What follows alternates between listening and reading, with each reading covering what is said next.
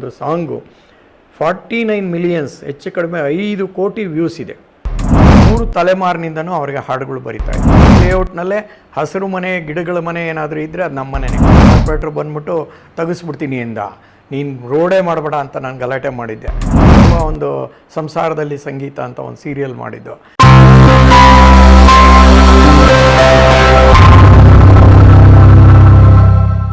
ನಾನು ಬಾಲ್ಯದೆಲ್ಲ ಹೇಳಿದೆ. ಮದುವೆ ಆದ ನಂತರದ ಹೇಗಿದೆ ಅಂದರೆ, ನನ್ನ ಶ್ರೀಮತಿ ಇಲ್ಲೇ ದೊಡ್ಡಬಳ್ಳಾಪುರದವರು, ಸುಜಾತ ಅಂತ ಹೇಳಿ ನಾನು ಆವಾಗಲೇ ಹೇಳಿದೆ. ನಮಗೆ 2 ಮಕ್ಕಳಿದ್ದಾರೆ. ಹಿರಿ ಮಗ ಸುಮಂತ್, ಅವನು ಇಂಜಿನಿಯರ್ EMC ಸ್ಕ್ವೇರ್ ಡೆಲ್ಲಲ್ಲಿ ವರ್ಕ್ ಮಾಡ್ತಾ ಇದ್ದಾನೆ ಸುಮಾರು 15 ವರ್ಷದಿಂದನೂ. ಡನ್ ಇಸ್ BE MS ಮಾಡ್ಕೊಂಡಿದ್ದಾನೆ ಈಗ. ಸೊ ಮತ್ತು ಅವನ ಹೆಂಡತಿ ನನ್ನ ಸೊಸೆ ಪಲ್ಲವಿ ಅಂತ ಹೇಳಿ, ಆಕೆ ಸಿರ್ಸಿ ಕಡೆಯವರು. ಆಕೆನೂ ಟೇಬಲ್ ಟೆನ್ನಿಸ್ ಪ್ಲೇಯರು, ಆಮೇಲೆ ಅಡ್ವೆಂಚರಿಸ್ಟ್. ಇವರಿಬ್ಬರು ಜೋಡಿ ಹೆಂಗೆ ಅಂದರೆ ಸಾಕಷ್ಟು ಟ್ರೆಕ್ಕಿಂಗ್ ಹೋಗ್ತಾರೆ. ಲಡಾಖಿಂದ ಹಿಡಿದು ಎಲ್ಲ ಟ್ರೆಕ್ಕಿಂಗ್, ಎಲ್ಲ ಮೌಂಟೇನಿರಿಂಗು, ಆ ಥರ ಹುಚ್ಚು ಅವರಿಬ್ಬರು. ಮೊದಲಿಂದ ನಂದು ಸ್ವಲ್ಪ ಅಡ್ವೆಂಚರ್ ಅಂದರೆ, ನಾನು ಸಣ್ಣ ಪುಟ್ಟ ಮಾಡಿದ್ದೆ. ಲೈಕ್ ಕುಕ್ಕೆ ಸುಬ್ರಹ್ಮಣ್ಯ ಹಿಂದೆ ಕುಮಾರ ಪರ್ವತ, ಆಮೇಲೆ ಇಲ್ಲಿ ಕೋಲಾರ ಚಿಕ್ಕಬಳ್ಳಾಪುರ ಹತ್ರ ಒಂದು ಇದಿದೆ, ಅದು ಹೆಸರೇನೋ ಮರ್ತಿದ್ದೀನಿ, ಅಲ್ಲೊಂದು ಬೆಟ್ಟ ಇದೆ, ಕಳಾವರ ಬೆಟ್ಟ ಅಂತ, ಅಲ್ಲಿ ಹತ್ತೋದು. ಈ ಥರ ನನಗೂ ಅಡ್ವೆಂಚರ್ ಆದ್ದರಿಂದ ಸೊ ನನ್ನ ಮಗ ಹೋಗ್ತೀನಿ ಅಂದಾಗ ನನಗೂ ಖುಷಿಯಾಗಿ ನಾನು ಕಳಿಸ್ಕೊಡ್ತಿದ್ದೆ. ಏನಂದರೆ ಒಂದು ಸೇಫ್ಟಿ ಆಸ್ಪೆಕ್ಟ್ ನೋಡ್ಕೊಪ್ಪ ಅಂತ. ಸೊ ಅವರಿಬ್ಬರು ಅಡ್ವೆಂಚರಸ್ಸು, ಅವರಿಬ್ಬರು ಪ್ರೀತಿಸಿ ಮದುವೆ ಆದರು. ನಾವು ಆಶೀರ್ವಾದ ಮಾಡೋದು. ತುಂಬ ಚೆನ್ನಾಗಿದ್ದಾರೆ. ನಾನು ಮಗಳ ಥರನೇ ಇದ್ದಾಳೆ, ಸೊಸೆನೂ ಸಹ. ಅದು ಇಂಪಾರ್ಟೆಂಟ್ ನನಗೆ. ಆಮೇಲೆ ನನ್ನ ಅವಳು ವೈವಿಧ್ಯಮಯ. She is also A very enterprising woman. ಅವಳು ಅಡ್ವೆಂಚರಸ್ ಆಗಲಿ, ಇದು ಮಾಡಲಿ, ನನಗೂ ಎಷ್ಟೋ ಸಲ ಗೈಡ್ ಮಾಡ್ತಾ ಇರ್ತಾರೆ, ಮಾವ ಈ ಥರ ಮಾಡಿ, ಆ ಥರ ಮಾಡಿ, ಈ ಒಂದು ಚಾನಲ್ ಮಾಡಿ, ಇದು ಮಾಡಿ ಎಲ್ಲ. ಪಾಪ ಆಕೆ ಪ್ರೇರೇಪಣೆ. ಸೊ ಆ ಒಂದು ವಾತಾವರಣ. ಹೀಗೆ ನನ್ನ ಮಗಳು, ಅವಳು MBA MFA ಮಾಡ್ಕೊಂಡು, master in finance and accounting ಅಂದ್ಬಿಟ್ಟು ಒಳ್ಳೆ ಕಂಪ್ನಿಲಿ ಕೆಲಸ ಸಿಕ್ತು. ಜೊತೆಗೆ ಆಕೆ ಭರತನಾಟ್ಯ ಕಲಾವಿದೆ. ಭರತನಾಟ್ಯ ಜೂನಿಯರ್ ಎಲ್ಲ ಆಗಿದೆ, ಸೀನಿಯರ್ಗೆ ಹೋಗುವಷ್ಟೊತ್ತಿಗೆ ಕೆಲಸ ಸಿಕ್ತು. ಕೆಲಸದ ಒತ್ತಡ ಗೊತ್ತಲ್ಲ IT ಫೀಲ್ಡಲ್ಲಿ, ಹಾಗಾಗಿ ಆಕೆ ಕಂಟಿನ್ಯೂ ಮಾಡೋಕ್ಕಾಗಲಿಲ್ಲ. ಆತ ಅವರ ಯಜಮಾನ ಕಾರ್ತಿಕ್ ಅಂತ ಹೇಳಿ, ಅವರು ಇಲ್ಲೇ ಬನ್ನೇರುಘಟ್ಟ ರೋಡಲ್ಲಿರೋ ಅಂಥವ್ರು. ಆತನೂ ಸಹ ಡ್ಯಾನ್ಸರ್, ಅವನು ಒಳ್ಳೆ ಡ್ಯಾನ್ಸರು. ಹಾಗಾಗಿ ಕೆಲಸದ ಒತ್ತಡದಿಂದ ಎಲ್ಲೂ ಮಾಡ್ತಾಯಿಲ್ಲ, ಅಕೇಷನಲ್ಲಿ ಏನಾದರೂ ಮಾಡ್ತಾರೆ. ಅವರಿಬ್ಬರೂ ಇದಾದರೆ ಇಲ್ಲೇ ಬನ್ನೇರುಘಟ್ಟದಲ್ಲಿ. ನನಗೆ ನನ್ನ ಅದೃಷ್ಟಕ್ಕೆ 2 ಕಡೆ ಬೀಗರು ಭಾಳ ಒಳ್ಳೆಯವ್ರು ಸಿಕ್ಕಿದ್ದಾರೆ. ಫ್ರೆಂಡ್ಲಿ ಇದ್ದೀವಿ ನಾವು. ನಮ್ಮ ಇಡೀ ಕುಟುಂಬನೇ ಒಂಥರ ಫ್ರೆಂಡ್ಲಿಯಾಗಿರೋವಂಥ ವಾತಾವರಣ. ನನ್ನ ಶ್ರೀಮತಿ ಕರಕುಶಲಗಾರ್ತಿ. ಆಕೆನೂ ಆರ್ಟ್ ಬರೆಯೋದು, ಇದು ಮಾಡೋವಂಥದ್ದು, ಸಣ್ಣ ಗೊಂಬೆಗಳು ಮಾಡೋದು, ಈ ಥರದ್ದೆಲ್ಲ ಮಾಡ್ತಾಯಿದ್ರು. ಕಾಲಕ್ರಮೇಣ ಕಡಿಮೆ ಆಗಿದೆ ಒತ್ತಡ ಇದ್ದಿದ್ದರಿಂದ. ಆಮೇಲೆ ಗಾರ್ಡನಿಂಗು, ಪ್ರಕೃತಿ ಪ್ರಾಣಿ ಅಂದರೆ ನಮ್ಮಲ್ಲಿ ಇಡೀ ಕುಟುಂಬಕ್ಕೆ, ಫ್ಯಾಮಿಲಿಗೆ ಭಾಳ ಇಷ್ಟವಾದಂಥದ್ದು. ಇಲ್ಲಿ ನಮ್ಮ ಮನೆ ನೋಡಿದ್ರೆ ನಿಮ್ಗೆ ಗೊತ್ತಾಗ್ಬಿಡ್ತದೆ. ಗಾರ್ಡನಿಂಗು ಡೈಲಿ 4 ಅವರ್ಸ್ ಆಕೆದೇ ಎಲ್ಲ ಮೇಂಟೆನೆನ್ಸು. ನಾನು ಬಿಗಿನಿಂಗ್ನಲ್ಲಿ ಒಂದು ಸ್ವಲ್ಪ ಮಾಡ್ತಿದ್ದೆ. ಇವಾಗ ನನ್ನ ಕಾರ್ಯ ಒತ್ತಡ ನಾನು ನಂಬ್ಕೊಳ್ಳೋಕ್ಕಾಗಲ್ಲ. ಏನಂದ್ರೆ ಅವ್ರು ಮಾಡಿರೋದನ್ನು ಸ್ವಲ್ಪ ಮೇಂಟೈನ್ ಮಾಡೋಕ್ಕೆ ಯಾವತ್ತಾರ ಅವ್ರ ಆಬ್ಸೆನ್ಸಲ್ಲಿ ನೀರು ಹಾಕ್ತೀನಿ ಬಿಟ್ಟರೆ, ಅದೆಲ್ಲ ಕಟಿಂಗ್ ಮಾಡೋದು, ಚೇಂಜ್ ಮಾಡೋದು, ಪಾಟಿಂಗ್ ಗೀಟಿಂಗ್ ಎಲ್ಲವೂ ಹಾಕಿದ್ದೇನೆ. ಮೇಲಿಂದ ಇಡೀ ಲೇಔಟ್ನಲ್ಲೇ ಹಸಿರು ಮನೆ, ಗಿಡಗಳ ಮನೆ ಏನಾದರೂ ಇದ್ದರೆ ಅದು ನಮ್ಮ ಮನೆಯೇ. ಅದಕ್ಕೂ ಗಲಾಟೆ ಮಾಡಿದ್ದೀನಿ. ಬಿಗಿನಿಂಗ್ನಲ್ಲಿ 25 ವರ್ಷ ಹಿಂದೆ ನಾವು ಬೆಳೆಸಿರೋಂಥ ಮಲ್ಲಿಗೆ ಗಿಡನ ಇಲ್ಲಿ ರೋಡ್ ಮಾಡೋವಾಗ, ಫುಟ್ಪಾತ್ ಮಾಡೋವಾಗ ಕಾರ್ಪೊರೇಟ್ರು ಬಂದ್ಬಿಟ್ಟು ತೆಗೆಸ್ಬಿಡ್ತೀನಿ ಎಂದ, ನೀನು ರೋಡೇ ಮಾಡಬೇಡ ಅಂತ ನಾನು ಗಲಾಟೆ ಮಾಡಿದ್ದೆ. ಇಲ್ಲ, ನೀನು ಬೇರೆ ಪಾತಿ ಮಾಡಿಕೊಡ್ತೀನಿ, ಹೊಸ್ದಾಗಿ ಗಿಡ ಹೊಸ್ದಾಗಿ ಅಷ್ಟು ನಾನು ಸತ್ತೇ ಹೋಗ್ಬಿಡ್ತೀನಪ್ಪ, ಆ ಥರ ಎಲ್ಲ ಬೇಡ. 25 ವರ್ಷದಿಂದ ಬೆಳೆಸಿದ್ದೀನಿ, ಇದು ಹೀಗೆ ಇರಬೇಕು, ಮಾಡೋದಿದ್ದರೆ ಅದನ್ನು ಉಳಿಸಿ ಮಾಡು, ಇಲ್ದಿರ ಮಾಡಲೇಬೇಡ ಅಂತ. ಅಂದರೆ ಅಷ್ಟು ಪ್ರಕೃತಿ ಪ್ರಿಯರು. ಒಂದು ನಾವು ಪ್ರಾಣಿನೂ ಅಷ್ಟೇ. ನಮ್ಮನೇಲಿ ಸುಮಾರು 36 ನಾಯಿ ಮರಿಗಳನ್ನ ಸಾಕಿದ್ದೀವಿ ನಾವು ಇದುವರೆಗೂ ಸಾಕಿ. ಆಮೇಲೆ ಈ ಬೇರೆಯವರು ಕೊಡೋದು ಅಂದರೆ ಹಿಂಸೆ ನಮಗೆ, ಮಾರೋದು ಇರೋದು ಆ ಥರದ್ದಲ್ಲ. ಹಾಗಾಗಿ ಕೊನೆಗೆ ನಾವೆಲ್ಲ ನೋಡ್ದೋ, ಚಿಕ್ಕ ಮಗು ಆಗಿದ್ದಾಗ ಪ್ರೀತಿಯಿಂದ ಕರ್ಕೊಂಡು ಹೋಗ್ಬಿಡ್ತಾರೆ, ಆಮೇಲೆ ಅದನ್ನು ಸರಿಯಾಗಿ ಟ್ರೀಟ್ ಮಾಡಲ್ಲ. ಅದು ನಮಗೆ ಭಾಳ ಹಿಂಸೆ. ನಾವು ನಮ್ಮ ಮನೇಲಿರೋವಂಥ ನಾಯಿ ಮರಿನೂ ನಮ್ಮ ಫ್ಯಾಮಿಲಿ ಮೆಂಬರ್ ಥರ ನೋಡ್ಕೊಂಡಿದ್ದರು. ಅವಳು ನನ್ನ ಚಿಕ್ಕ ಮಗಳು ಅಂತ ಬೆಳೆಸಿದ್ದೆ ನಾನು. ಅಷ್ಟು ಮಟ್ಟಿಗೆ ಪ್ರೀತಿಸುವಂಥ ಒಂದು ಕುಟುಂಬದಲ್ಲಿ ಆ ಮರಿಗಳ್ನ ತೊಗೊಂಡೋಗ್ಬಿಡ್ತಾರೆ. ಮರಿಲಿ ಮುದ್ದಾಗಿರ್ತದೆ, ಎಲ್ಲ ಪ್ರೀತಿಸಿ ಇದು ಮಾಡ್ತಾರೆ. ಆಮೇಲೆ ನೋಡಿದ್ರೆ ತಾತ್ಸಾರ ಮಾಡ್ತಾರೆ. ಅದೆಲ್ಲ ನಮ್ಗೆ ಇಷ್ಟ ಆಗಲ್ಲ ಅಂತ ಆಮೇಲೆ ವಿ ಹ್ಯಾವ್ ಸ್ಟಾಪ್ಡ್ ಇಟ್. ಆ ಥರ ಇದು. ಅವನು ನಾಟಕದಲ್ಲೇ ಮಾಡಿದ್ದಾನೆ. ನನ್ನ ಮಗ, ನಾನು ಇಡೀ ಕುಟುಂಬ ಒಂದು ಸಂಸಾರದಲ್ಲಿ ಸಂಗೀತ ಅಂತ ಒಂದು ಸೀರಿಯಲ್ ಮಾಡಿದ್ದು. ಆ ಸೀರಿಯಲಲ್ಲಿ ನಾನು ಹೇಳಿದೆ, ಬೇರೆ ಯಾವನಿಗೋ ಗಂಡ ಆಗೋದ್ಬಿಟ್ಟು ನನ್ನ ಹೆಂಡ್ತಿ, ನನ್ನ ಮಕ್ಕಳು ನಾನೇ ಮಾಡ್ತೀನಿ ಅಂತ ಹೇಳಿ ಅಲ್ಲೂ ಮಾಡಿಸಿದ್ದು. ಆಮೇಲೆ ಇನ್ನೂ ಒಂದು ವಿಚಿತ್ರ ಏನಪ್ಪ ಅಂದರೆ, ನನ್ನ ಶ್ರೀಮತಿ ಸ್ನೇಹಿತರೆಲ್ಲ ಅವಾಗಲೂ ನಾಟಕ ಆಡ್ತಿದ್ದೆ ನಾನು. ನಾಟಕಗಳಲ್ಲಿ ಅಭಿನಯಿಸ್ತಾ ಇದ್ದರಿಂದ ನಮ್ಮ ಶ್ರೀಮತಿ ಫ್ರೆಂಡ್ಸ್ ಎಲ್ಲ ರೇಗಿಸ್ತಾ ಇದ್ರು, ನಾಟಕದ ಒಂದು ಕಣೆ ಭಾಳ ಹುಷಾರಾಗಿರು ಅಂತ. ಬಟ್ ಈಗಾಗಲೇ 25-30 ವರ್ಷ ಆಯಿತು ಮದುವೆ ಆಗಿ, ಈಗಲೂ ಅವ್ರ ಫ್ರೆಂಡ್ಸ್ಗಳಿಗೆ ರೇಗಿಸ್ತೀನಿ, ಹೆಂಗಿದೆ ನಮ್ಮ ನಾಟಕದವನು ಇವಾಗ ಅಂತ. ಅವರೆಲ್ಲ ಹೆಮ್ಮೆ ಪಡ್ತಾರೆ ಇವತ್ತಿನ ದಿವಸ. ಪಾಪ ಅವತ್ತು ಆ ಹಿನ್ನೆಲೆಯಲ್ಲಿ ಆ ಸಂದರ್ಭದಲ್ಲಿ ಆ ಥರ ಯೋಚನೆ ಮಾಡಿದ್ದು ಏನೇನೂ ತಪ್ಪಿಲ್ಲ. ಯಾಕೆಂದರೆ ಒಬ್ಬ ಹುಡುಗಿನ ಕೊಡಬೇಕಾದ್ರೆ ಭಾಳ ಜವಾಬ್ದಾರಿ ಇರ್ತದೆ, ಎಲ್ಲ ವಿಚಾರಿಸ್ಕೋಬೇಕು, ಇದು ಮಾಡಬೇಕು. ಈ ನಾಟಕದವನು ಮೊದಲೇ ಆಮೇಲೆ ಯಾವಳಿಂದನೂ ಓಡೋಗ್ಬಿಟ್ಟ ಅಂದರೆ ನಮ್ಮ ಫ್ರೆಂಡ್ ಜೀವನ ಎಲ್ಲಿ ಹಾಳಾಗುತ್ತೋ ಅನ್ನೋ ಒಂದು ಆತಂಕದಿಂದ ಪಾಪ ಪ್ರೀತಿಯಿಂದ ಮಾತಾಡಿದ್ದು. ಈಗಲೂ ಅವರೆಲ್ಲ ಕಾಂಟ್ಯಾಕ್ಟ್ ಇದ್ದಾರೆ ನನ್ನ ಶ್ರೀಮತಿ ಜೊತೆಗೆ, ಸಿಗ್ತಾ ಇರ್ತಾರೆ, ನಾನು ರೇಗಿಸ್ತಾ ಇರ್ತೀನಿ ಹೇಗಿದೆ ನಮ್ಮ ನಾಟಕದೂ ಅಂತ. ಸೊ ಹಾಗಾಗಿ ಅವ್ರಿಗೂ ಒಂದೆರಡು ಸೀರಿಯಲಲ್ಲಿ ಮಾಡಿಸಿದ್ದೆ. ಇನ್ನೂ ವಿಚಿತ್ರ ಅಂತ ಅಂದರೆ, ನಾವು ಮೊದಲನೇ ದಿನ ನಾವು ಹನಿಮೂನ್ಗೆ ಹೋಗೋ ಸಮಯದಲ್ಲಿ ಅವತ್ತು ನಾಟಕ ಮುಗಿಸಿ ನಾನು ಹನಿಮೂನ್ಗೆ ಹೋಗಿದ್ದು, ಕೊಡೈಕೆನಾಲ್ ಆ ಕಡೆಗೆಲ್ಲ ಹೋಗಿದ್ದು. ನಾಟಕದಲ್ಲಿ ಕನ್ನಡ ಸಾಹಿತ್ಯ ಪರಿಷತ್ತು ನಮಗದು ಭಾಳ ಹತ್ತಿರ ಇದ್ದಿದ್ದು, ಅಲ್ಲಿತ್ತು ನಮ್ಮ ಮನೆ ಅವಾಗ. ಆ ನಾಟಕ ನೋಡುವಾಗ ಮುಂದಿನ ಸಾಲಲ್ಲಿ ನನ್ನ ಹೆಂಡತಿ ಕೂತ್ಕೊಂಡು ನಾಟಕ ನೋಡ್ತಾ ಇದ್ದಾರೆ. ಅಲ್ಲಿ ಪಾತ್ರ ವಹಿಸಿರೋ ಇದು ನಾನು, ಯಾವುದೋ ದಾರಿ ಯಾವುದಯ್ಯ ಮುಂದೆ ನಾಟಕದಲ್ಲಿ ಒಂದು ದೃಶ್ಯದಲ್ಲಿ ಬರ್ತದೆ, ನನ್ನ ಹೆಂಡತಿ ಸತ್ತು 5 ವರ್ಷ ಆಗಿದೆ ಅನ್ನೋ ಥರ ಕತೆ. ಆ ಪಾತ್ರದಲ್ಲಿ ನನ್ನ ಹೆಂಡತಿ ಮುಂದೆನೇ ಇದ್ದಾಳೆ ಅಂಥ ವಿಪರ್ಯಾಸಗಳು. ಯಾಕೆಂದರೆ ಕಲಾವಿದರಿಗೆ ಇದು ಅನಿವಾರ್ಯ. ನನ್ನ ಹೆಂಡತಿ ಮುಂದೆನೇ ಇದ್ದರೂ ಹೆಂಡತಿ ಸತ್ತು 5 ವರ್ಷ, ಅದು ಆಗ್ತಾನೆ ಮದುವೆ ಆಗಿ ಹನಿಮೂನ್ಗೆ ಹೊರಟಿರೋಂಥ ಜೋಡಿ. ಸೊ ಹಾಗಾಗಿ ಯಾವ ನಾಟಕ ಅದು ಇದು ಅಂತ ಭಯ ಬೀಳ್ತಾರೆ, ಅವ್ರ ಕೈಯಲ್ಲೇ ಆಕಾಶವಾಣಿಯಲ್ಲೂ ನಾಟಕ ಮಾಡಿಸಿದ್ದೀನಿ, ಸೀರಿಯಲಲ್ಲೂ ಮಾಡಿಸಿದ್ದೀನಿ. ನನ್ನ ಮಕ್ಕಳು ನನ್ನೆಲ್ಲರೂ ಇವತ್ತಿಗೂ ಅವರು ಒಳ್ಳೆ ಕಲಾವಿದರು. ನನ್ನ ಮಗ ಒಳ್ಳೆ ಗಿಟಾರಿಸ್ಟ್ ಆಗಿದ್ದ, ಕೀಬೋರ್ಡ್ ಪ್ಲೇಯರ್ ಆಗಿದ್ದ. ಆಮೇಲೆ ನನ್ನ ಮಗಳು ಬಂದು ಡ್ಯಾನ್ಸರು, ಭರತನಾಟ್ಯ ಎಲ್ಲ ಇದು ಮಾಡ್ತಾಯಿದ್ಲು, ಡ್ಯಾನ್ಸ್ ಹೇಳ್ಕೊಡ್ತಾಯಿದ್ರು. ಈಗ ಕಾಲಕ್ರಮೇಣ ಕಡಿಮೆ ಆಗಿದೆ, ಫ್ಯಾಮಿಲಿ ಆದಮೇಲೆಲ್ಲ ಕಡಿಮೆ ಆಗಿದೆ. ಅದು ಬಿಟ್ಟರೆ ಅವರು ಇದ್ದಾರೆ, ಅವರು ಅಷ್ಟೇ ಎಲ್ಲ ಫ್ರೆಂಡ್ಲಿಯಾಗೇ ಇದ್ದೀವಿ, ನಾವೆಲ್ಲ ಆನಂದವಾಗಿದ್ದೀವಿ. ಅವರು ಮನೆಗಳು ಮಾಡಿಕೊಂಡು ಆನಂದವಾಗಿದ್ದಾರೆ.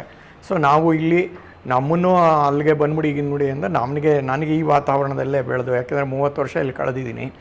ಇನ್ನು ನನಗೆ ಈ ವಾತಾವರಣ ಇಷ್ಟ. ಜೊತೆಗೆ ನನ್ನ ಪ್ರೇರೇಪಣೆ ಕೊಡುವಂಥ ಜಾಗ ಇದು. ನಾನು ಏನೇ ಬರೆದಿದ್ರು ಇವತ್ತಿನವರೆಗೂ ಇಲ್ಲೇ.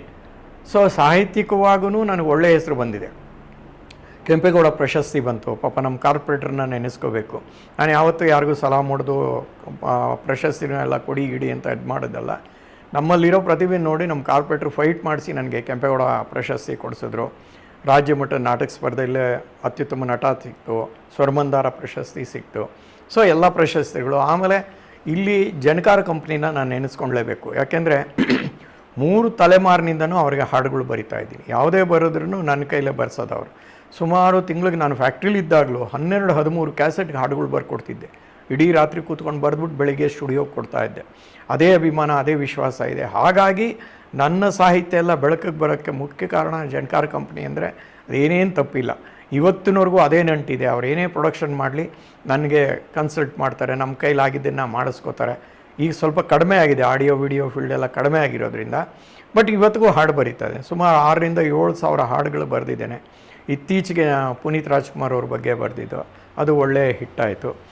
ಇನ್ನೊಂದು ಡಾಕ್ಟರ್ ರಾಜ್ಕುಮಾರ್ ಮೇಲೆ ನೆನಪಿಗೋಸ್ಕರ ಗಣೇಶ್ ಸ್ವೀಟ್ಸ್ ಅಂತ ನನ್ನ ಆತ್ಮೀಯರು, ನನ್ನ ಮೊದಲನೇ ಕ್ಯಾಸೆಟ್ ಪ್ರೊಡ್ಯೂಸರು, ಅವರು ರಾಡ್ ಲಡ್ಡು ಅಂತ ಮಾಡಿದ್ದಾರೆ ರಾಜ್ಕುಮಾರ್ಗೋಸ್ಕರ. ಆ ರಾಡ್ ಲಡ್ಡು ಮೇಲೆ ಒಂದು ಹಾಡು ಬರ್ಕೊಡು ಅಂದರು. ಅದು ರೆಡಿಯಾಗಿದೆ, ಅದನ್ನು ಕೊಡ್ತಾಯಿದ್ದೀನಿ. ಆ ಲಡ್ಡು ಬಗ್ಗೆನೇ ಒಂದು ಹಾಡು ಬರೆದಿದೆ. ಹೀಗೆ ಇವತ್ತಿಗೂ ಹಾಡುಗಳನ್ನ ಬರೆಸ್ಕೊಂಡು ಹೋಗ್ತಾ ಇದ್ದಾರೆ. ಇನ್ನು ಫ್ಯಾಮಿಲಿಲಿ ಸೊ ಆಕೆನೇ ಎಲ್ಲ ನೋಡಿಕೊಂಡು ಇಡೀ ಮನೆಯದು ಜಾಸ್ತಿ ನಾನು ಹೊಣೆಗಾರಿಕೆ ತೊಗೊಂಡಿಲ್ಲ ಅಂತಲೇ ಹೇಳ್ಬೋದು. ಅವರೇ ಮಕ್ಕಳನ್ನ ಬೆಳೆಸಿದ್ದಾಗಲಿ, ಲಾಲನೆ ಪಾಲನೆ, ಬುದ್ಧಿ ಗಿದ್ದಿ ಏನು ಬಂತು ಎಲ್ಲವೂ ಅವರೇ. ಎಜುಕೇಷನ್ದು ಇದು. ಆಮೇಲೆ ಎಲ್ಲೋ ಒಂದು ಹಂತದಲ್ಲಿ ನನ್ನ ಮಕ್ಕಳಿಗೇನು ಬರೀ ಫೀಸ್ ಕೊಡ್ತಿದ್ದೆ, ಅವ್ರು ಮಾಡ್ತಾಯಿದ್ರು. ಒಂದು ಹಂತದಲ್ಲಿ ಏನಾಗೋಯ್ತು, ನನಗೆ PUCಲಿ ಪೇರೆಂಟ್ಸ್ಗಳು ಕಾಲೇಜ್ ಸೀಟ್ಗೆ ಹೊಡೆದಾಡೋದು ನೋಡುವಾಗ ಆಗ ನನಗೆ ರಿಯಲೈಸ್ ಆಯಿತು, ಲೈಫಲ್ಲಿ ನಾನೇನು ನೋಡಿಲ್ಲ ಅಂತ. ಯಾಕೆಂದರೆ KEB ಬಿಲ್ ಕಟ್ಟೋಕ್ಕೂ ನಂಗೆ ಗೊತ್ತಿರಲಿಲ್ಲ, ಎಲ್ಲ ನನ್ನ ಶ್ರೀಮತಿನೇ ಮೇಂಟೈನ್ ಮಾಡ್ತಾಯಿದ್ರು. ಅಂಥ ಸಂದರ್ಭದಲ್ಲಿ ಒಂದು ಸಲ ಕಾಲೇಜ್ ಅಪ್ಲಿಕೇಶನ್ ತೊಗೊಂಡು ಓಡಾಡೋವಾಗ ಅವಾಗ ನೋಡಿದಾಗ ಆ ಪೇರೆಂಟ್ಸ್ ಒದ್ದಾಡೋದು ನೋಡ್ಬಿಟ್ಟು ಅವಾಗ ಐ ಡಿಸೈಡೆಡ್ ನಾನು VRS ತೊಗೋಬೇಕು, ನಾನು ಜೀವನನ ನೋಡಿಲ್ಲ ಅಂತ ಹೇಳಿ ಅವಾಗ ತೀರ್ಮಾನ ಮಾಡಿಕೊಂಡು ಎಸ್ಕಾರ್ಡ್ಸ್ ಕಂಪ್ನಿಲಿ ಸುಮಾರು 21 ವರ್ಷ, ಟೋಟಲ್ ಇಂಡಸ್ಟ್ರಿಯಲ್ ಸರ್ವಿಸ್ 27 ವರ್ಷ ಆಗಿದೆ ನನಗೆ. ಆ 21 ವರ್ಷ ಆದಮೇಲೆ VRS ತೊಗೊಂಡು ಸಂಪೂರ್ಣ ಕಲಾರಂಗಕ್ಕೆ ತೊಡ್ಕೊಂಡೆ. ಸ್ಟಾರ್ಟಿಂಗಲ್ಲಿ ಎಲ್ಲ ಸ್ವಲ್ಪ ಕಷ್ಟ ಆಯಿತು. ಆಮೇಲೆ ನಾನು ಮಾಡಿದಿಲ್ಲ ಕೆಲಸನೇ ಇಲ್ಲ, ಸಿವಿಲ್ ಕಾಂಟ್ರಾಕ್ಟ್ ಎಲ್ಲ ಮಾಡಿದ್ದೀನಿ, ಸಾಕಷ್ಟು ಬಿಲ್ಡಿಂಗ್ಗಳೆಲ್ಲ ಕಟ್ಸಿದ್ದೀನಿ. ಈ ನನ್ನ ಮನೆ ಏನು ನೋಡ್ತಾ ಇದ್ದೀರಾ, ನಾನೇ ಪ್ಲ್ಯಾನ್ ಮಾಡಿದ್ರು, ಡಿಸೈನ್ ಮಾಡಿದ್ರು. Professionally mechanical engineer, but I did civil ಆಯ್ತು. ಮನೆಗೆ ಬಂದ ಒಂಥರ ವಿಶೇಷವಾಗಿ ಯಾಕಂದ್ರೆ ಬೆಂಗಳೂರಲ್ಲಿಗೆಲ್ಲ ಡುಪ್ಲೆಕ್ಸ್ ಮಾಡ್ಕೊಂಡು ಅವ್ರಿಗೆ ಎಷ್ಟು ಬೇಕು ಅಷ್ಟಕ್ಕೆ ಅಂತ ಇರ್ತಾರೆ. ಬಟ್ ಇಲ್ಲಿ ಮನೆ ಬಂದಾಗ ಒಂಥರ ವಿಶೇಷವಾಗಿ ಅನ್ಸುತ್ತೆ, ಸ್ಪೆಷಲ್ ಆಗಿದೆ ಮನೆ. ಇದು ಹೆಂಗೆ ನಿಮಗೆ ಥಾಟ್? ಇದು ಕಾರಣ ಇಷ್ಟೇ, ನನಗೆ ಮನೆ ಬಾಡಿಗೆ ಕೊಟ್ಟು ಅವರು ಆ ವಾತಾವರಣ, ಅವ್ರು ಎಂಥ ಜನ ಬರ್ತಾರೋ ಏನೋ ಹೇಗಿರ್ತಾರೋ ಅನ್ನೋದೊಂದು ಕಲ್ಪನೆ ಇತ್ತು. ಹಾಗಾಗಿ ಬಾಡಿಗೆ ಮನೆ ಕಟ್ಟೋದು ಬೇಡ, ನನಗೆ ಹೆಂಗೆ ಬೇಕೋ ಕೆಳಗಡೆ ಎಲ್ಲ ಫುಲ್ ಗಾರ್ಡನ್ನು ವಾಟರ್ ಫಾಲ್ಸ್ ಮಾಡಿ ಮೇಲ್ಗಡೆ ಮನೆ ಕಟ್ಕೊಳ್ಳೋಣ ಅಂತ ಇತ್ತು. ಬಟ್ ಆವಾಗ ನಮ್ಮ ಗುರುಗಳು ಚಂದ್ರಶೇಖರ್ ಅಂತ ವಾಸ್ತು ಗುರುಗಳು ಅವ್ರು ಹೇಳಿದ್ರು, ಆ ಕಡೆ ಎಲ್ಲ ಖಾಲಿ ಬಿಡೋಂಗಿಲ್ಲಪ್ಪ ನೀನು ಸೌತಲ್ಲಿ ಹಾಗೆ ಹೀಗೆ ಅಂತ ಕೆಲವು ಸಜೆಷನ್ ಕೊಟ್ಟರು. ಆಮೇಲೆ ಆದಾಯದ ಮೂಲ ಅನ್ನೋ ಥರನೂ ಆಯಿತು. ಕೆಳಗಡೆ 2 ಸಿಂಗಲ್ ಬೆಡ್ರೂಮ್ ಹೌಸ್ ಮನೆಯೂ ಮಾಡಿಕೊಂಡೆ, ಆದಾಯದ ಮೂಲ ಮಾಡ್ತಾರೆ. ಯಾಕಂದರೆ ಫ್ಯಾಕ್ಟ್ರಿ ಬಿಟ್ಟ ಮೇಲೆ ಒಂದು ಸೆಕ್ಯೂರಿಟಿ ಇರಬೇಕು. ಆಮೇಲೆ ಅಲ್ಲೂ ಫ್ಯಾಕ್ಟ್ರಿಲೂ ಸಹ ನಮ್ಮ ಬಾಸ್ಗಳೆಲ್ಲ ಹೇಳ್ತಿದ್ರು, ನೀನು ಬಿಡಪ್ಪ ನೀನು ಹೆಂಗೋ ಗೆಟ. ನಾನು ಹೇಳಿದೆ, ನನಗೆ ಯಾರು ರೆಡ್ ಕಾರ್ಪೆಟ್ ವೆಲ್ಕಮ್ ಮಾಡ್ತಾರಾ ಫ್ಯಾಕ್ಟ್ರಿ ಬಿಟ್ಟರೆ even I have to struggle ಅನ್ನೋ ಥರದಲ್ಲೇ ಹೇಳ್ತಿದ್ದೆ. ಬಟ್ ಲಕ್ಕಿಲಿ ಈ ಕಲಾರಂಗ ನಾನು ಇವತ್ತಿಗೂ ಕೈ ಹಿಡಿದೆ. ಇವತ್ತು ಏನಾದ್ರು ಅನ್ನ ತಿಂದು ಈ ಸಮಾಜದಲ್ಲಿ ಈ ಥರ ಆಗಿದ್ದೀನಿ ಅಂದರೆ ಕಲೆ. ಹಾಗಾಗಿನೇ ನಾನು ಎಲ್ರಿಗೂ ಹೇಳ್ತೀನಿ, ಒಂದು ಕಲೆ ಕಲೀರಿ, ಅದು ಯಾವತ್ತೋ ನಿಮ್ಮನ್ನು ಕೈ ಹಿಡಿಯುತ್ತದೆ ಅಂತ. ಯಾಕೆಂದರೆ ನಾನು ಬರೀ ಇಂಜಿನಿಯರ್ ಆಗಿದ್ರೆ ಎಲ್ಲ 4 ಗೋಡೆ ಮಧ್ಯೆ ಇರ್ತಿದ್ದೆ. ಇವಾಗ ಕಲಾವಿದನಾಗಿ ಇಡೀ ಕರ್ನಾಟಕದಲ್ಲೆಲ್ಲ ಒಂದಷ್ಟು ಜನ ಗುರುತಿಸ್ತಾರೆ, ಕಲಾವಿದನಾಗಿ ಗುರುತಿಸ್ತಾರೆ. ಏನೋ ಒಂದು ಕಲೆ ಕಲಿಸಿ, ಜೊತೆಗೆ ಆ ಪ್ರೊಫೆಷನಲ್ ಬೇರೆ, ಅದು ಹೊಟ್ಟೆಪಾಡಿಗೆ. ಬಟ್ ಒಂದು ಮೆಂಟಲ್ ಸ್ಯಾಟಿಸ್ಫ್ಯಾಕ್ಷನ್, ಸೆಲ್ಫ್ ಸ್ಯಾಟಿಸ್ಫ್ಯಾಕ್ಷನ್ಗೆ ಒಂದು ಕಲೆ ಇರಬೇಕು. ಅದೇನು ಆ್ಯಕ್ಟಿಂಗೇ ಅಂತ ಏನಿಲ್ಲ, ಡ್ಯಾನ್ಸ್ ಇರ್ಬೋದು, ಹಾಡೋದಿರ್ಬೋದು, ನುಡ್ಸೋದಿರ್ಬೋದು, ಏನಾದರೂ ಒಂದು ಕಲೆ ಅಂತ ನಾನು ಎಲ್ಲ ಕಡೆಯೂ ಹೇಳ್ತಾ ಇರ್ತೀನಿ. ಬಟ್ ಆ ಕಲೆ ಇವತ್ತು ನನ್ನ ಕೈ ಹಿಡಿದಿದೆ. ನಾನು ಇಂಜಿನಿಯರಿಂಗ್ ಎಲ್ಲ ಬಿಟ್ಟು, ಇಂಡಸ್ಟ್ರಿ ಬಿಟ್ಟು ಆಗಲೇ 15-20 ವರ್ಷ ಆದರೂ ಸಹ ನಾನು ಜೀವನ ನಡೆಸ್ತಾ ಇದ್ದೀನಿ ಆನಂದವಾಗಿ. ಅಂದರೆ ಈ ಕಲೆ ನನ್ನನ್ನು ಕೈ ಹಿಡಿದಿದೆ.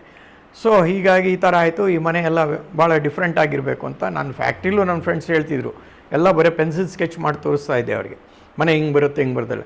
ನನ್ನ ಮಗ ಏನೋ ಹಾಳು ಮಾಡ್ತಾನಪ್ಪ ಇವನು ಮನೇನ, ಇವನು ಪೆನ್ಸಿಲ್ ಸ್ಕೆಚ್ ಅಂತ ಬೈತಾಯಿದ್ರು. ಬಟ್ ಮನೆ ಗೃಹ ಪ್ರವೇಶಕ್ಕೆ ಕರೆದು ನೋಡಿದಾಗ ಇದು ಬರೀ 30-40 ಕಾರ್ನರ್ ಹೌಸಲ್ಲಿ ಅದ್ಭುತವಾದ ಮನೆ. ನಮ್ಮ ಬಾಸು ಹೇಳೋರು ನನಗೆ, ಹೇಗೆ ಕಟ್ಟಿದೆ ನೀನು ಈ ಮನೇನ ಅಂತ. ಫ್ಯಾಕ್ಟ್ರಿಗೆ ಒಂದು ದಿವಸ ರಜೆ ಹಾಕಿಲ್ಲ. ನಾನು ಶ್ರೀಮತಿಗೆ ಬೆಳಗ್ಗೆ ಇನ್ಸ್ಟ್ರಕ್ಷನ್ ಕೊಡೋದು, ಹೀಗೆ ಮಾಡಿಸು, ಇದು ಮಾಡಿಸು, ಹೆಚ್ಚು ಕಡಿಮೆ ಆದರೆ ತಲೆ ಕೆಡಿಸ್ಕೊಬೇಡ, ನಾನು ಮಾಡಿಸ್ತೀನಿ ಅಂತ ಹೇಳಿ ಅವ್ರಿಗೆ ಆತ್ಮಸ್ಥೈರ್ಯ ತುಂಬಿ ಅವರು ಇದು ಮಾಡ್ಕೊಂಡು ಎಲ್ಲ ಇನ್ವಾಲ್ವ್ ಆಗಿ ಮಾಡಿದ್ದು. ಇವತ್ತಿಗೂ 30 ವರ್ಷ ಆದರೂ ಈ ಮನೆ ಆನಂದವಾಗಿ ಯಾರಾದರೂ ಬಂದವ್ರಿಗೆ ಇದಿದೆ. ಜೊತೆಗೆ ಪ್ರಕೃತಿ, ಸೊ ನನ್ನ ಶ್ರೀಮತಿಗೆ ಭಾಳ ಇಷ್ಟವಾದದ್ದು. ನಮಗೂ ಆ ವಾತಾವರಣ ಚೆನ್ನಾಗಿರುತ್ತೆ. ನಾನು ಯಾಕೆ ಯಾವಾಗಲೂ ಕೂತ್ಕೊಂಡು ಇಲ್ಲೇ ಬರೆಯೋದು. ಆದ್ದರಿಂದ ಈ ವಾತಾವರಣ ನಮಗೆ ಒಗ್ಗು ಹೋಗಿರೋದ್ರಿಂದ ನಾವು ನಮ್ಮ ಮಕ್ಕಳು ಮನೆ ಕರೆದ್ರೂ ನಾವು ಹೋಗಿಲ್ಲ ಅಂದರೆ ಬಿಕಾಸ್ ಆಫ್ ದಿಸ್. ಯಾಕೆ ನಮ್ಮ ವಾತಾವರಣದಲ್ಲೇ ನಮಗೆ ಇದು ಇಷ್ಟ ಇರೋವಂಥದ್ದು. ಇದು ಎಲ್ಲರೂ ಇಷ್ಟಪಡುವಂಥ ಒಂದು ಮನೆಯಾಗಿದೆ. ಅದಕ್ಕೆ ಜೊತೆಗೆ ವಿಶೇಷ ಒಂದು ಹೆಸರು ಅಭಿಕಲಾ ಸಿರಿ ಅಂತ ನನ್ನ ಮನೆ ಹೆಸರು. ಅಂದರೆ ಅಭಿಮಾನದ ಕಲೆಯ ಸಿರಿ ಅಂತ. ಯಾಕೆಂದರೆ ನಮ್ಮ ಹತ್ರ ಏನು ಫೈನಾನ್ಷಿಯಲ್ ಬ್ಯಾಕ್ಗ್ರೌಂಡ್ ಏನೂ ಇರಲಿಲ್ಲ. ನಾನೊಂದು ಪುಟ್ಟ ಮನೆ ಕಟ್ಕೊಂಬಂದೆ ಸ್ಟಾರ್ಟಿಂಗ್ನಲ್ಲಿ. ಆವಾಗೆಲ್ಲ ರೆವಿನ್ಯೂ ಸೈಟ್ಗಳು ಇವೆಲ್ಲ. ಒಂದು ಪುಟ್ಟ ಮನೆ, ಒಂದು ರೂಮು, ಒಂದು ಪುಟ್ಟ ಹಾಲು ಅಡುಗೆ ಮನೆ, ಇಷ್ಟು ಮಾತ್ರ ಕಟ್ಕೊಳ್ಳೋಕ್ಕೆ ಭಾಳ ಕಷ್ಟಪಟ್ಟಿದ್ದೆ ಅವತ್ತಿನ ದಿವಸ. ಆಮೇಲೆ ನೆಕ್ಸ್ಟ್ ಮನೆ ಕಟ್ಟುವಾಗ ನನ್ನ ಸ್ನೇಹಿತರುಗಳೇ ನನಗೆಲ್ಲ ಹಣದ ಸಹಾಯ ಮಾಡಿದ್ದು. ಅಂದರೆ ಅವರೆಲ್ಲ ಸ್ನೇಹಿತರಾಗಿ ನನ್ನ ಬಗ್ಗೆ ಅಭಿಮಾನ ಬಂದಿದ್ದ ಕಾರಣ ಏನಂದರೆ ನಾನೊಬ್ಬ ಕಲಾವಿದ ಅಂತ. ಹಾಗಾಗಿ ನನ್ನ ಮನೆಯ ಹೆಸರು ಅಭಿಕಲಾ ಸಿರಿ ಅಂತ, ಅಭಿಮಾನದ ಕಲೆಯ ಸಿರಿ ಅಂತ. ಇದು ಕಲೆಯ ಸಿರಿ ಅಂತಲೇ. ಯಾಕೆಂದರೆ ಯಾವ ಫೈನಾನ್ಷಿಯಲ್ ಬ್ಯಾಕ್ಗ್ರೌಂಡು ಇಲ್ಲದೆ ಇಂಥದ್ದೊಂದು ಮನೆ ಕಟ್ಟೋಕ್ಕೆ ಸಾಧ್ಯ ಆಯಿತು ಅಂದರೆ ಆ ಕಲೆ ಮೇಲೆ ಅಭಿಮಾನ ಇದ್ದಂಥವರು ನನ್ನ ಸ್ನೇಹಿತರುಗಳು. ನನಗೆ ಕುಟುಂಬದಲ್ಲಿ ಅಲ್ಪ ಸ್ವಲ್ಪ ಆದ್ರೂ ಹೆಚ್ಚು ನನಗೆ ಹೊರಗಡೆ ಸ್ನೇಹಿತರಿಂದನೇ ಸಿಕ್ಕಿದ್ದು. ಅದಕ್ಕೆ ನನ್ನ ಮನೆ ಹೆಸರು ಅಭಿಕಲಾ ಸಿರಿ ಅಂತ ಅಂದ್ಬಿಟ್ಟು ವಿಶೇಷವಾಗಿ ಮಾಡಿ. ಜೊತೆಗೆ ನಾನೊಬ್ಬನೇ ಕಲಾವಿದರಾದ ಸಮಾಜದಲ್ಲಿ ಕಲಾವಿದ ಅಂತ ಗುರುತಿಸಿದ್ದೀನಿ. ಸಮಾಜಕ್ಕೂ ನಾನೇನಾದ್ರು ಕೊಡುಗೆ ಕೊಡಬೇಕು ಅಂತ ಹೇಳಿ ಇಲ್ಲೇ ಶಿಶಿರ ಸಾಂಸ್ಕೃತಿಕ ವೇದಿಕೆ ಅಂತ ಮಾಡಿಕೊಂಡು ಇದೇ ಜಾಗದಲ್ಲೇ ನಾನು ಆರ್ಟ್ ಸ್ಕೂಲೆಲ್ಲ ಮಾಡಿದ್ದೆ. ಇಲ್ಲಿ ಸಂಗೀತ ಹೇಳ್ಕೊಡೋದು, ನೃತ್ಯ ಹೇಳ್ಕೊಡೋದು, ತಬಲಾ, ವಾದ್ಯ ಸಂಗೀತ, ಕೀಬೋರ್ಡು ಇವೆಲ್ಲ ಕಲಿಸಿದ್ದು. ಅದೊಂದು 6-7 ವರ್ಷ ಇಲ್ಲಿ ನಮ್ಮ ಹಿಂದೆ ಫೋಟೋಗಳು ನೋಡ್ಬೋದು. ಅದು ಹೆಣ್ಮಕ್ಳಿಗೆ, ಗೃಹಿಣಿಯರಿಗೆ, ಮಕ್ಕಳಿಗೆ ಎಲ್ಲರಿಗೂ ಹೇಳ್ಕೊಟ್ಟು ಅದೊಂದು 6-7 ವರ್ಷ ನಡೆಸಿದೆ. ಆಮೇಲೆ ಮಕ್ಕಳು ದೊಡ್ಡವರಾಗ್ತಾ ಇಲ್ಲಿ ಸ್ವಲ್ಪ ಪ್ರೈವಸಿ ಬೇಕು ಅನ್ನಿಸ್ತು, ಅಲ್ಲಿಂದ ಸ್ಟಾಪ್ ಮಾಡಿದೆ. ಅದಾದ ನಂತರ ಅದು ಒಳಗಡೆ ತುಡಿತಾ ಎಲ್ಲೂ ಹೋಗಲ್ಲ ಅಂತಾರಲ್ಲ, ಮತ್ತೆ ಆ್ಯಕ್ಟಿಂಗ್ ಸ್ಕೂಲ್ ಮಾಡಿದೆ ಶಿಶಿರ ಅಂತ ಹೇಳಿ. ಅದೊಂದು 6 ಬ್ಯಾಚ್ ಮಾಡಿದೆ. ಕೊರೋನಾ ಟೈಮಲ್ಲಿ ಅದು ಸ್ವಲ್ಪ ಎಫೆಕ್ಟ್ ಆಯಿತು, ಅದನ್ನು ಡ್ರಾಪ್ ಮಾಡಿಬಿಟ್ಟೆ. ಆದರೂ ಹುಡುಗರು ಅವರೆಲ್ಲ ಭಾಳ ಇಲ್ಲ ಸರ್ ನೀವು ಮಾಡಿ ಎಂದರು. ಇಲ್ಲೂ ಒಂದು 4 ಬ್ಯಾಚ್ ಮಾಡಿದೆ. ಆನಂತರ ಇವತ್ತಿನ ದಿವಸ ಅವಕಾಶ ಕೊಡಿಸೋದು ಭಾಳ ಕಷ್ಟ ಇದೆ ನಮ್ಮ ಇಂಡಸ್ಟ್ರಿನಲ್ಲಿ. ಹಾಗಾಗಿ ಸುಮ್ಮನೆ ಅವ್ರ ಹತ್ರ ದುಡ್ಡು ತೊಗೊಳೋದು ಬೇಡ ಅನ್ನೋ ಕಾರಣಕ್ಕೋಸ್ಕರ ಈಗ ಟೋಟಲಾಗಿ ಸ್ಟಾಪ್ ಮಾಡಿದ್ದೀನಿ. ಯಾರಾದರೂ ನಿಜವಾದ ಪ್ರತಿಭಾವಂತರು ನನ್ನ ಬಳಿಗೆ ಬಂದಾಗ ಅವ್ರಿಗೆ ನನ್ನ ಕೈಯಲ್ಲಿ ಏನಾಗಿದೆ ಸಹಾಯ ಮಾಡೋಕ್ಕೆ ಸಾಧ್ಯನೋ ಅದನ್ನು ಮಾಡಿ ಗೈಡ್ ಮಾಡೋವಂಥದ್ದು ಕೆಲಸಗಳನ್ನ ಮಾಡ್ತಾ ಇದ್ದೀನಿ. ಪುಸ್ತಕಗಳು, ಸಾಹಿತ್ಯದ ನಂಟು ಅದನ್ನು ಪ್ಯಾರಲಲ್ ಆಗಿ ಎರಡು ಬರ್ಕೊಂಡು ಬಂದೆ. ಆಮೇಲೆ ಎಸ್ಪೆಷಲಿ ನನಗೆ ಕರೋನಾ ಪೀರಿಯಡ್ಡು ನನಗೆ ಭಾಳ ಜಾಗೃತಿ ಮಾಡಿದೆ. ಎಲ್ಲೂ ಆಚೆ ಹೋಗೋಗಿಲ್ಲ, ಇದಾಗಿಲ್ಲ. ಆಗ ಬರವಣಿಗೆ ಕಡೆಗೆ ಹೆಚ್ಚು ಗಮನ ಕೊಟ್ಟೆ. ಅಂದರೆ ಈ ಅವಾಗೆಲ್ಲ ಕತೆಗಳು ಬರೆಯೋವಾಗ ಏನಾಗಿತ್ತು, ಅವಾಗೆಲ್ಲ ಸೀರಿಯಲ್ ಇದ್ದಿದ್ದರಿಂದ ಸೀರಿಯಲ್ಗೆ ಅಂತ ಕತೆಗಳೆಲ್ಲ ಸಿನಾಪ್ಸಿಸ್ ಅಂತ ಎಲ್ಲ ಸಾರಾಂಶಗಳನ್ನೆಲ್ಲ ಮಾಡ್ಕೊಂಡಿದ್ದೆ. ಅದನ್ನೇ ಒಂದು ಕಥಾರೂಪ ಕೊಡೋಣ ಅಂಥೇಳಿ ಒಂದು ಕಥಾ ಸಂಕಲನ, ಮನದಂಗಳದ ಮರೀಚಿಕೆ ಅಂತ ಒಂದು 15 ಕತೆಗಳ ಸಂಕಲನನ ನಾನು ಅಚ್ಚು ಮಾಡೋಕ್ಕಾಯಿತು. ಆಮೇಲೆ ಫೈನಾನ್ಷಿಯಲಿ ಹೇಗೇನು ಪ್ರಾಬ್ಲಮ್ಮು, ಪ್ರಿಂಟ್ ಮಾಡಿಸ್ಬೇಕು ಅಂದರೆ ₹1,000 ಬೇಕು, ಇಲ್ಲ. ಅಂಥ ಸಮಯದಲ್ಲಿ ನನ್ನ ಸ್ನೇಹಿತ ನವೀನ್ ಕೆರೆ ರಾಮಕೃಷ್ಣಯ್ಯ ಅಂತ, ಅವರು ನನ್ನ ಇನ್ನೊಬ್ಬ ಫ್ರೆಂಡು ಸಹನಾ ಶ್ರೀನಿವಾಸ್ ಅಂದ್ಬಿಟ್ಟು, ಸಹನಾ ಪ್ರಕಾಶ್ನ, ಅವ್ರಿಗೆ ಇಂಟ್ರೊಡ್ಯೂಸ್ ಮಾಡಿದ್ರು. ಅವರು ನನ್ನ ಬರವಣಿಗೆ ಎಲ್ಲ ನೋಡಿ ಪ್ರಿಂಟಿಂಗ್ ಮಾಡೋಕ್ಕೆ ಶುರು ಮಾಡಿದ್ರು. ಸುಮಾರು ಈಗ ಒಂದು 7-8 ಪುಸ್ತಕಗಳು, 2 ಕಾದಂಬರಿಗಳಾಗಿದ್ದಾವೆ, ನನ್ನ ಉಪನ್ಯಾಸದ ಮಾಲಿಕೆ ಆಗಿದೆ, 3 ಕವನ ಸಂಕಲನಗಳಾಗಿದ್ದಾವೆ. ಆಮೇಲೆ ಇನ್ನೊಂದಷ್ಟು ಸಿನಿಮಾ ಸಬ್ಜೆಕ್ಟ್ಗಳೆಲ್ಲ ರೆಡಿ ಮಾಡಿದ್ದೇನೆ, ಅವನ್ನೂ ಪ್ರಿಂಟ್ಗೆ ಕಳಿಸ್ತಾ ಇದ್ದೀನಿ. ಈ ಥರದ ಅಂದರೆ ಫ್ರೀ ಇದ್ದಾಗ ನಾನು ಬರವಣಿಗೆ, ಅದು ಬಿಟ್ಟು ಬೇರೆ ಅನ್ನೆಸಸರಿಯಾಗಿ ಎಲ್ಲೋ ಹೋಗಿ ಕಾಲ ಕಳೆಯೋದು, ವೇಸ್ಟ್ ಮಾಡೋದು ಆ ಥರದ್ದು ಮೊದಲಿಂದನೂ ರೂಢಿಸ್ಕೊಂಡಿಲ್ಲ. ಹಾಗಾಗಿ ಬಿಡುವಿನ ಸಮಯ ಬರವಣಿಗೆ. ಹಾಗಾಗಿ ನನ್ನ ಸಾಕಷ್ಟು ಪ್ರಕಟಿತ ಕಾದಂಬರಿಗಳು ಇವೆಲ್ಲ ಇದ್ದಾವೆ. ಇದೊಂದು ಸಾಧನೆ. ಈಗ ಸಿನಿಮಾ ಈ ಹಿಂದೆ ತಾರಕೇಶ್ವರ ಮಾಡಿದೆ, ಅದಕ್ಕೆ ಸಂಭಾಷಣೆ ಬರೆದು ಸಹ ನಿರ್ದೇಶನ ಮಾಡಿದೆ. ಇನ್ನೊಂದು ಶನಿ ಪ್ರಭಾವ ಅಂತ, ನಾವು ಸ್ವಲ್ಪ ಪೌರಾಣಿಕ ಐತಿಹಾಸಿಕ, ನಮಗೆ ಸ್ವಲ್ಪ ಇಂಟ್ರೆಸ್ಟಿಂಗ್ ಸಬ್ಜೆಕ್ಟು, ಸಾಮಾಜಿಕ ಬರೆಯಲ್ಲ ಅಂತ ಅಲ್ಲ, ಅದು ಸ್ವಲ್ಪ ಒಲವು ಜಾಸ್ತಿ. ಅದಕ್ಕೆ ಸ್ಕ್ರೀನ್ ಪ್ಲೇ ಮತ್ತು ಡೈಲಾಗ್ ಎಲ್ಲ ಬರ್ಕೊಟ್ಟೆ. ಈಗ ಸಕ್ಕರೆ ಕರಡೀಶ ಅಂತ ಇನ್ನೊಂದು ನಡೀತಾ ಇದೆ, ಅದಕ್ಕೊಂದು ಬರೆದೆ. ಇವು ಪುನೀತ್ ನಿವಾಸಾಗಿ ಡೈಲಾಗ್ ಮಾಡಿ ಕೋ ಡೈರೆಕ್ಷನ್ ಮಾಡ್ತಾಯಿದ್ದೀನಿ. ಈಗ ಇನ್ನೂ 2-3 ಫಿಲಮ್ಮು ನನಗೆ ಪ್ರಪೋಸಲ್ ಇದ್ದಾವೆ, ನನ್ನ ಕತೆಗಳೇ. ಚಂದನ್ಪುರ ಅಂತ ಒಂದು ಮಕ್ಕಳ ಚಿತ್ರ ಮಾಡ್ತಾಯಿದ್ದೀವಿ, ಪ್ರೊಡ್ಯೂಸರ್ ಎಲ್ಲ ರೆಡಿ ಇದ್ದಾರೆ. ಅದು ಪರಿಸರದ ಬಗ್ಗೆ ಹೇಳಬೇಕು ಅಂತ, ಯಾಕಂದ್ರೆ ನನಗೆ ಆ ಕನ್ಸರ್ನ್ ಇದೆ, ಪರಿಸರದ ಬಗ್ಗೆ ಜಾಗೃತಿ ಮೂಡಿಸ್ಬೇಕು, ಹಾಳು ಮಾಡಬಾರ್ದು ಅನ್ನೋದು. ಅದೊಂದು ಸಬ್ಜೆಕ್ಟ್ ಮಾಡ್ಕೊಂಡಿದ್ದೀನಿ, ಅದು ಇಷ್ಟರಲ್ಲೇ ಲಾಂಚ್ ಆಗುತ್ತೆ. ಎಲ್ಲದಕ್ಕೂ ಯೂಟ್ಯೂಬ್ನಲ್ಲಾಗಲಿ ಗೂಗಲಲ್ಲಾಗಲಿ ನೀವೆಲ್ಲೇ ಹೋಗಿ ಜಮ್ಶಿವು ಲಿರಿಕ್ಸ್ ಅಂದರೆ ಫುಲ್ಲು ಲಿಸ್ಟ್ ಬರ್ತದೆ. ಖಂಡಿತವಾಗಿಯೂ ಯೂಟ್ಯೂಬ್ನಲ್ಲಿ ಜಮ್ಶಿವು ಲಿರಿಕ್ಸ್, GEMSHIVULYRICS ಲಿರಿಕ್ಸ್ ಅಂದರೆ ನಿಮಗೆಲ್ಲ ಬರುತ್ತೆ. ಗಾನಾ ಇರ್ಬೋದು, ಸ್ಪೋಟಿಫೈ ಇರ್ಬೋದು, ಯಾವ್ಯಾವ ಪ್ಲ್ಯಾಟ್ಫಾರ್ಮ್ಸ್ ಇದ್ದಾವೋ ಎಲ್ಲ ಪ್ಲ್ಯಾಟ್ಫಾರ್ಮಲ್ಲೂ ನನ್ನ ಸಾಂಗ್ಗಳನ್ನ ಕೇಳೋದಕ್ಕೆ ರೆಡಿ ಇದೆ. ಇದರಲ್ಲೂ ನನಗೆ ಒಂದು ವಿಶೇಷ ಸಾಧನೆ, ಹೆಮ್ಮೆ ಪಡುವಂಥದ್ದು ವಿಷಯ ಅಂದರೆ, ನಾನು ಬರೆದಿರೋವಂಥ ಶಿವಧ್ಯಾನ ಅನ್ನೋ ಒಂದು ಸಾಂಗು 49 ಮಿಲಿಯನ್ಸ್, ಹೆಚ್ಚು ಕಡಿಮೆ 5 ಕೋಟಿ ವ್ಯೂಸ್ ಇದೆ.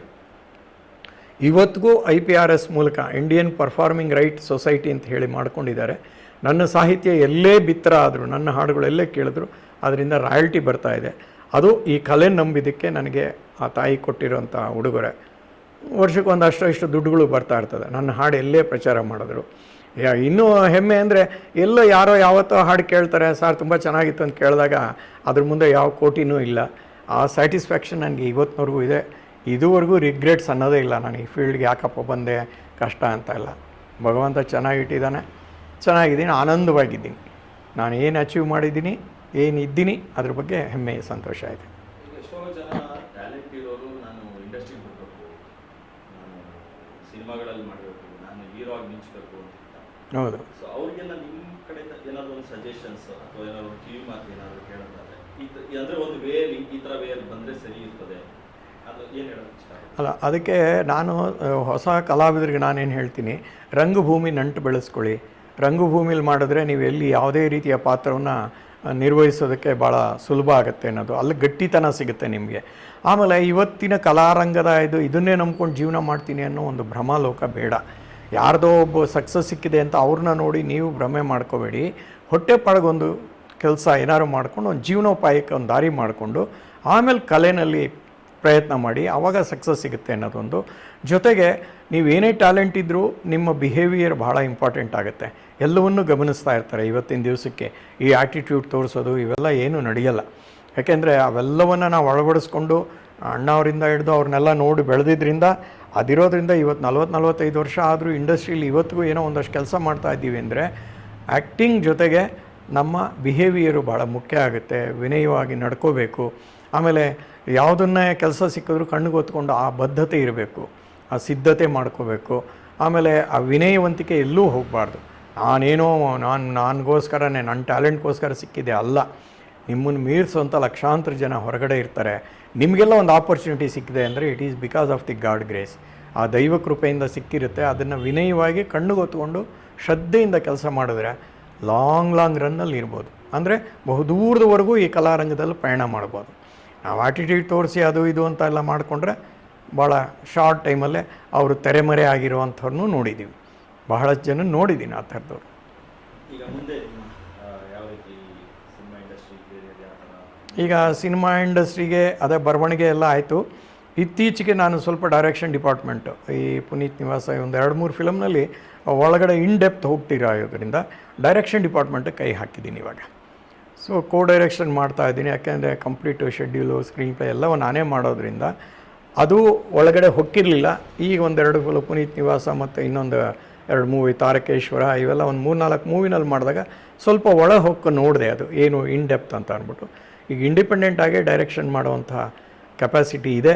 ಈಗ ಅದನ್ನು ಆಫರ್ಗಳು ಬರ್ತಾ ಇದ್ದಾವೆ. ಸೊ ನನ್ನ ಕತೆ ಆದರೆ ನಾನೇ ಹೇಗೆ ಹೇಳಬೇಕು ಅನ್ನೋದು ಇರುತ್ತೆ. ಈಗ ಒಂದು ಟೀಮ್ ಅಂತ ಮಾಡ್ಕೊಂಡಿದ್ದೀವಿ. ಎಡಿಟರ್ ಇದ್ದಾರೆ, ಕ್ಯಾಮ್ರಾಮನ್ನು, ಇವರೆಲ್ಲ ಒಂದು ಟೀಮ್ ಮಾಡಿಕೊಂಡು ನಮ್ಮದೇ ಆದ ರೀತಿಯಲ್ಲಿ ಒಳ್ಳೆ ಸಂದೇಶ ಸಾರುವಂಥ ಚಿತ್ರಗಳು ಮಾಡಬೇಕು.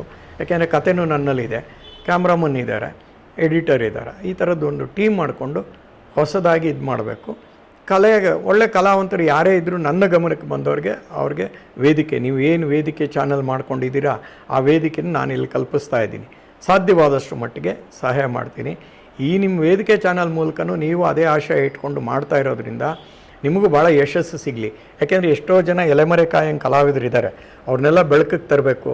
ಅಥವಾ ಹಂಬಲ ಪಟ್ಕೊಂಡು ನಾನೇನೋ ಸಾಧನೆ ಮಾಡಬೇಕು ಅಂಥವ್ರಿಗೆಲ್ಲ ಒಂದು ವೇದಿಕೆ ಒದಗಿಸೋವಂಥ ಒಂದು ಒಳ್ಳೆಯ ಗುರಿ ಇಟ್ಕೊಂಡು ಒಳ್ಳೆಯ ದೃಷ್ಟಿಯಿಂದ ನೀವು ಈ ಚಾನಲ್ನ ಓಪನ್ ಮಾಡ್ತಾ ಇದ್ದೀರ ಅಂತ ಕೇಳಿ ನನಗೆ ಭಾಳ ಸಂತೋಷ ಆಯಿತು. ಇದು ನನ್ನ ಮನಸ್ಸು ಸ್ಥಿತಿಗೆ ಭಾಳ ಬೇಗ ಹೊಂದ್ಕೊಳ್ಳುತ್ತೆ. ಇದರಿಂದ ನಿಮಗೆ ನಾನು ಆದಷ್ಟು ಶುಭ ಹಾರೈಕೆಗಳನ್ನ ಕೊಡ್ತೀನಿ. ಇನ್ನೂ ಹೆಚ್ಚೆಚ್ಚು ಯಶಸ್ಸು ಸಿಗಲಿ ನಿಮಗೆ. ಒಳ್ಳೆಯ ರೀತಿ ಒಳ್ಳೊಳ್ಳೆ ಕಲಾವಿದರು ನಿಮ್ಮ ವೇದಿಕೆ ಚಾನಲ್ ಮೂಲಕ ಬೆಳಕಿಗೆ ಬರಲಿ. ಆ ಒಂದು ಸಂತೃಪ್ತ ಮನೋಭಾವ ನಿಮಗೆ ಸಿಗಲಿ ಅಂತ ನಾನು ಕೇಳ್ಕೊತೀನಿ. ವೀಕ್ಷಕರಿಗೆ ನಿಜ, ಯಾವುದೇ ಒಬ್ಬ ಕಲಾವಿದನಿಗೆ ಒಂದು ವೇದಿಕೆ ಸಿಗದೇ ಇದ್ದರೆ ಅವನು ಎಂಥ ಪ್ರತಿಭಾವಂತನಾಗಿದ್ದರೂ ಬೆಳಕಿಗೆ ಬರೋಕ್ಕೆ ಸಾಧ್ಯನೇ ಇಲ್ಲ. ಅಂಥ ವೇದಿಕೆಗಳು ನನಗೆ ಸಿಕ್ಕಿದ್ರಿಂದ ನಾನು ಇವತ್ತು ಜಂಶು ಅಂತ ನೀವು ಗುರುತಿಸಿದ್ದೀರಾ. ಸೊ ನಾನು ಪ್ರಾರಂಭಿಕ ದಿನಗಳಲ್ಲಿ ಈ ರೀತಿ ಸೈಕಲ್ ಹೊಡ್ದಾನೆ, ಅಲ್ಲೆಲ್ಲರೂ ಅವಕಾಶ ಸಿಗುತ್ತಾ ಈ ರೀತಿ ಅಂತ ಹೇಳಿ ನಾನು ಪಟ್ಟ ನೋವು, ನಾನು ಎಷ್ಟೋ ಅವಮಾನಗಳನ್ನ ಸಹಿಸ್ಕೊಂಡಿದ್ದೀನಿ. ನನಗೆಲ್ಲ ಅವಮಾನ ಮಾಡಿದ್ದು ಉಂಟು ಈ ಫೀಲ್ಡಲ್ಲಿ. ನಾನು ಎಂಟ್ರಾಗಿ ನಾನೇ ಅವಕಾಶಗಳನ್ನ ಕೇಳಕ್ಕೆ ಹೋದಾಗೆಲ್ಲ. ಬಟ್ ನನ್ನಲ್ಲಿಗೆ ಬಂದಾಗ, ಯಾಕೆ ನಾನು ನೋವು ಅನುಭವಿಸಿರೋದ್ರಿಂದ ನಾನು ಅವ್ರಿಗೆ ಸರಿಯಾದ ಮಾರ್ಗದರ್ಶನ ಮಾಡ್ತೀನಿ. ಈ ರೀತಿ ಇದೆ, ಹೀಗೆ ಹೋಗಬೇಕು, ಈ ದಾರಿಲಿ ಹೋಗಬೇಕು. ಇದಕ್ಕೆ ತಕ್ಕನಾಗಿ ನಿಮ್ಮಲ್ಲಿ ಸ್ಟಫ್ ಇಟ್ಕೊಳ್ಳಿ. 1-2 ನಾನು ರೆಫರೆನ್ಸ್ ಕೊಡ್ಬೋದು ಅಷ್ಟೇ. ನಿಮ್ಮಲ್ಲಿ ಸ್ಟಫ್ ಇತ್ತು ಅಂದರೆ ನೀವು ನಿಮ್ಮ ಸ್ವಂತ ಪ್ರತಿಭೆಯಿಂದ ಬೆಳೀಬೋದು. ಹಾಗಾಗಿ ಅದಕ್ಕೆ ಬೇಕಾದಂಥ ಸಾಧನೆ ಮಾಡಿ.